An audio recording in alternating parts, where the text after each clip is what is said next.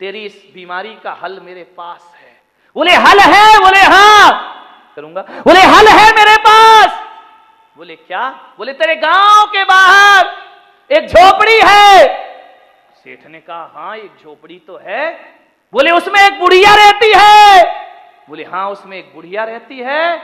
बोले सेठ एक काम करना, एक थाली भोजन कल सुबह बुढ़िया को दे देना। एक थाली भोजन, तेरी 7 पीढ़ियों की व्यवस्था हो जाएगी एक थाली भोजन में। महाराज किसी तीर्थ पे कमरा अमरा बनवाना है तो बोलो, मैं बनवा दूंगा। अरे नहीं नहीं कोई टेंशन नहीं, कमरा अमरा नहीं चाहिए। कोई मूर्ति उर्ति रखवाना हो तो वो कर दूं। अरे सेठ छोड़िए सब बातें, एक थाली भोजन दे। बोले यार इतनी बड़ी बीमारी का इलाज एक थाली भोजन? बोले तू जा, मुझ पे विश्वास रख, दे देगा या नहीं? सेठ ने कहा मैं तो 1000 थाली दे सकता। बोले नहीं एक थाली भोजन देना बस। सुबह उठा सेठ, घर गया, सुबह उठा, सोने की थाली में भोजन लगाया, प्रातः काल निकल पड़ा अपने घर से पैदल पैदल बुढ़िया की झोपड़ी में। वहां क्या देखता है? 5 साल की बच्ची झाड़ू लगा रही है। सेठ ने कहा बेटी अम्मा कहां है?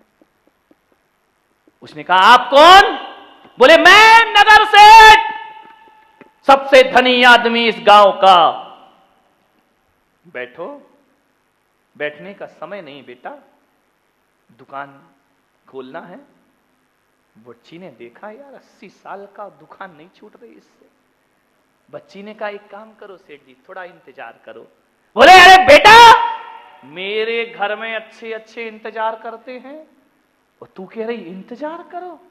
बोले सेठ जी जाना है तो जाओ। अरे सेठ को बड़ा धक्का लगा, एक 5 साल की बच्ची कह रही जाना है तो जाओ। बोले अम्मा को बुला। बोले मेरी अम्मा भगवान का भजन कर रही है, कीर्तन कर रही। अरे बोले जाओ अम्मा से बोलो कि नगर सेठ आए हैं। बोले मेरी अम्मा ने कहा है कि ध्यान रखना जब मैं भजन करूं तो रामनाथ कोविंद भी आ जाए हैं तो मुझे उठाना मत, ध्यान रखना। मुझे कोई डिस्टर्ब, मोदी भी आ जाए तो भी मत उठाना जब तक मेरा भजन पूरा ना हो जाए। करने दो लोगों का इंतजार। सेठ को लगा कि यार ऐसा कैसा भजन कर रही है भगवान का। सेठ ने कहा भाई महाराज ने कहा थोड़ा इंतजार करूं। 1 घंटे हो गए, 2 घंटे हो गए, सेठ पसीना पसीना हो गया। सेठ ने कहा बेटा अब तो बुला दे, कितनी देर पूजा करेगी तेरी अम्मा? बोले सेठ जी मेरी अम्मा घड़ी देख के पूजा नहीं करती है, जब तक मन लगेगी करती रहेगी। अरे बोले 1 घंटे 2 घंटे, अरे सेठ जी इंतजार करो, मेरी अम्मा का यदि पूजा में मन लग गया तो पूरा दिन भी लग जाए तो उसे कोई परवाह नहीं हुआ, पूरे दिन पूजा करेगी। बोले हाँ। अरे बुढ़िया मेरा सत्यानाश करने पे तुली है, वहां तो पूजा चल रही, वहां दुकान का क्या होगा? तो बालिका ने कहा सेठ जी इंतजार करो, देखो 12 बज गए। सेठ ने कहा बेटा कुछ अप्रोच लगाओ, अम्मा को बुलाओ। बोले अम्मा तो आज लग रहा है कि पूरी पूजा करके आएगी शाम तक। अरे सेठ ने कहा सत्यानाश इस बुढ़िया का, जैसे तैसे तो मैं आया इसकी झोपड़ी में, ये पूजा करने बैठ गई। खूब इंतजार किया, 1 बज गए। सेठ ने कहा बेटा इधर आ, ये अम्मा नहीं आ रही, अब मैं जा रहा हूं, अब मेरे सब्र का बांध फूट गया, ये 1 थाली भोजन तुम ले लो। तो बच्ची ने कहा भोजन क्यों? बोले अम्मा को सब भोजन दे जाते हैं। बोले कि सेठ जी भोजन वापस ले जाओ। वापस ले जाओ? पहली बार सेठ को किसी ने लौटाया, ये भोजन वापस ले जाओ। बोले क्यों बेटा, क्या भोजन नहीं करोगी? बोले हमारे यहां भोजन आ चुका है। आ चुका है? कौन दे गया? बोले एक ब्राह्मण दे गया है। क्या दे गया? बोले केले के पत्ते में दही भात दे गया है। अरे बेटा उसको एक तरफ फेंक, गाय को डाल, देख सोने की थाली में 56 भोग लेकर आया हूं, ले अपनी अम्मा को खिलाना और तू भी खाना। उस बच्ची ने कहा मेरी अम्मा ने कहा है, मेरी अम्मा ने सिखाया है कि बेटा अपने यहां भोजन आ जाए तो फिर अपन दोबारा भोजन नहीं लिया करते हैं। सेठ जी आप लेट हो गए, ये भोजन हम स्वीकार नहीं करेंगे, वापिस ले जाइए ये भोजन। सेठ की आत्मा को धक्का लगा कि दही भात खाने को तैयार है केले के पत्ते में, लेकिन मेरी सोने की थाली का भोजन नहीं कर रही है। बालिका ने कहा ले जाओ सेठ जी, ले जाओ, वापिस ले जाओ, हमें नहीं चाहिए भोजन। बोले बेटा एक काम कर, रख ले, कल खा लेना। बच्ची ने कहा कल खा लूंगी? हाँ। बोले नहीं सेठ जी वापिस ले जाओ भोजन, मेरी अम्मा ने मुझे बताया है हम कल की चिंता नहीं किया करते हैं, हम आज में ही अपनी जिंदगी जिया कर, हमें कल की कोई परवाह नहीं है। बेटा कल नहीं आया ब्राह्मण भोजन देने तो? बोले नहीं सेठ जी, ध्यान रखना ये भगवान की बनाई प्रकृति है, हम कल की चिंता नहीं करते। अरे जो चोंच देता है वो दाना भी देता है, और जो प्यास देता है वो पानी भी दिया करता है, हमें कल की कोई परवाह नहीं है। मां की गोद में आते ही बच्चा मां के आंचल में दूध की व्यवस्था खुद करके लाता है, उसे करने की कोई जरूरत नहीं पड़ा, हम कल की चिंता नहीं करते। सेठ के दिमाग में बिजली कौंधी, उसने कहा ये 5 साल की बच्ची कह रही है कि हम कल की चिंता नहीं करते, और मैं 80 साल का कह रहा हूं मेरे बच्चों के बच्चों का क्या होगा। हाथ से थाली छूट गई सेठ की। उसने कहा मैं कैसा पागल जो बच्चों की परवाह कर रहा हूं, और दही भात लेके बच्ची कह रही है कि हम कल की चिंता नहीं करते। सेठ को जिंदगी समझ में आई। ध्यान रखना नादान है ये आदमी, हथेली में मुकद्दर तलाश करता है। नादान है ये आदमी, हथेली में मुकद्दर तलाश करता है। प्यास बुझती है 2 बूंद पानी से, हवस इतनी है कि समुंदर तलाश करता है, हवस इतनी है कि समुंदर तलाश करता है। ध्यान रखिए मान्यवर, मेरी कहानी का सेठ तो सुधर गया। बारामती के सेठो तुम्हारा क्या होगा? ध्यान रखिए, कल की चिंता मत करिए। मान्यवर, छोटी सी जिंदगी है। कोई कहता है हम सोने के महल बनवाएंगे, कोई कहता है हम शहंशाह बन जाएंगे, मगर ये ना समझा आदमी की जीवन की औकात क्या है। 4 दिन जीवन की बस इतनी ही औकात है, 4 दिन की चांदनी और फिर अंधेरी रात है। इसके अलावा जीवन क्या हुआ करता है। मान्यवर, जो आज है उसमें आनंदित रहो, जो मिल रहा है उसमें सुखी रहो, कल के पीछे पागल मत बनिए। मान्यवर, आज के प्रवचन की 2-3 बातें याद रखने जैसी हैं। सारा प्रवचन याद रखने जैसा नहीं है, 2-3 बातें याद रखिए। पहली बात कि तन के पेट को भरना आसान है, लेकिन मन के पेट को भरना बहुत कठिन काम हुआ करता है। दूसरी बात याद रखना कि सब मन की फूटी बाल्टी में संतोष का पैंदा लगाओ, तुम्हारा जीवन आनंदित हो जाएगा। और अंतिम बात तुम्हें याद रखना है कि जो हमारे पास है उसमें सुखी रहो, जो हमारे पास नहीं है उसके पीछे पागल बनने की जरूरत नहीं है। ये 3 बातें याद रखिए आज के प्रवचन की, आपके जीवन में बड़ी कारगर सिद्ध होंगी।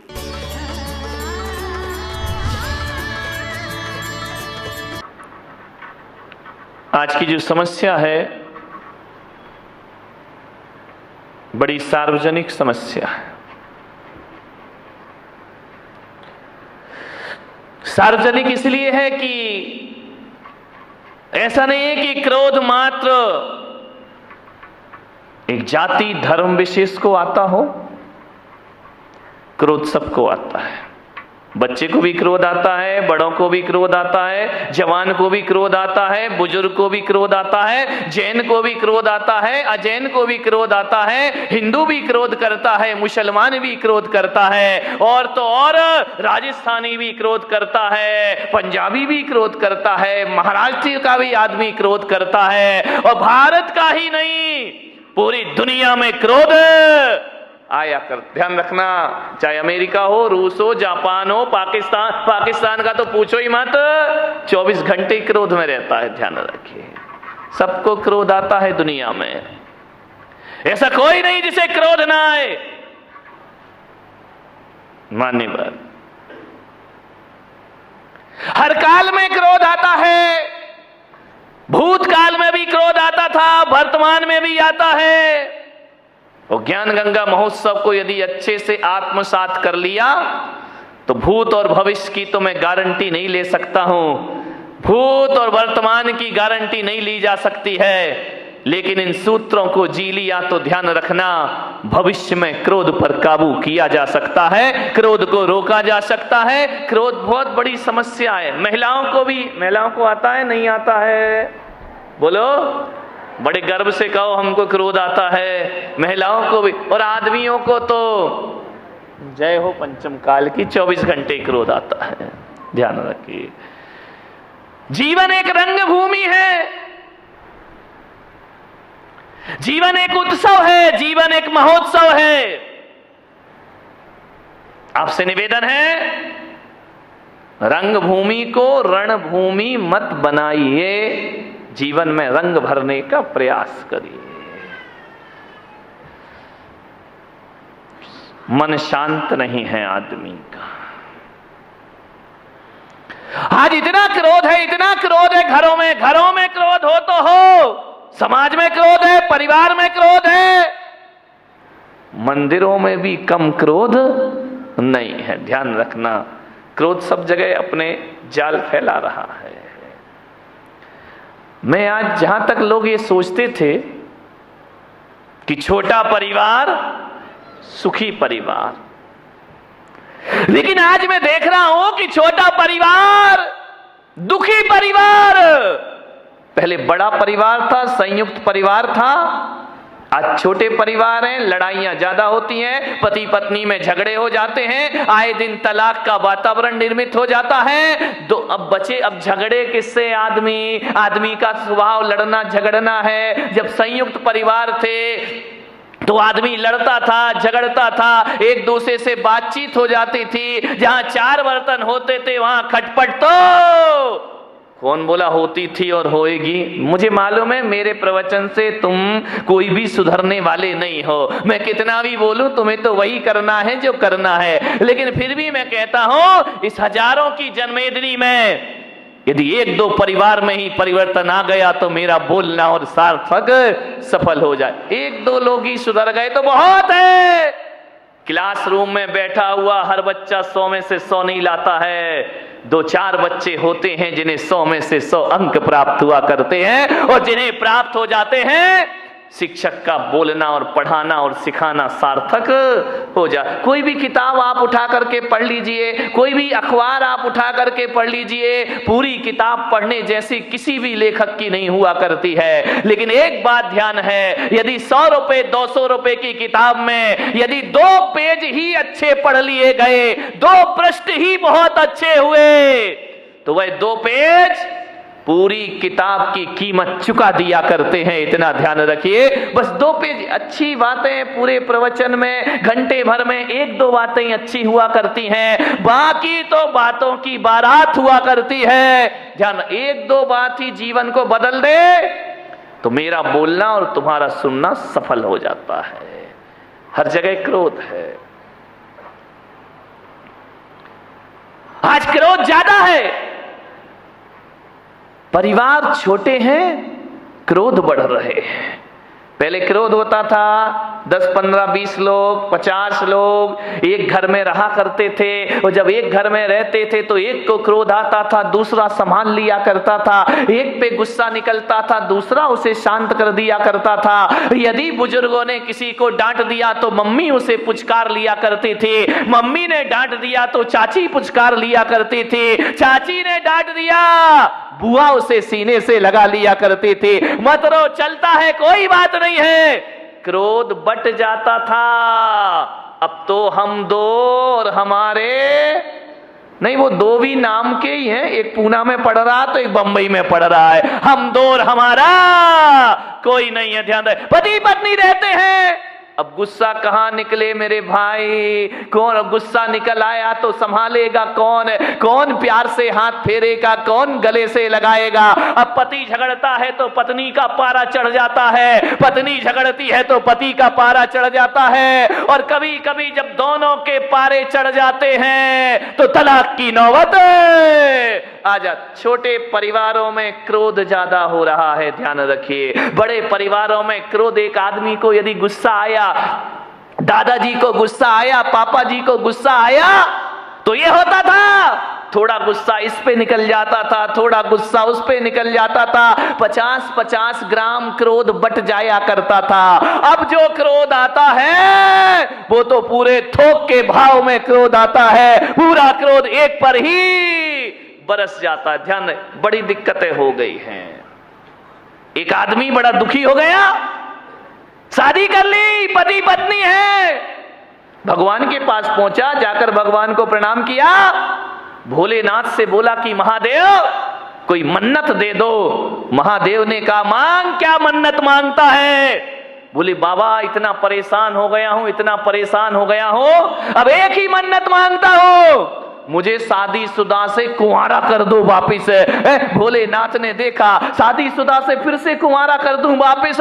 भोलेनाथ ने कहा निकल यहां से बाहर।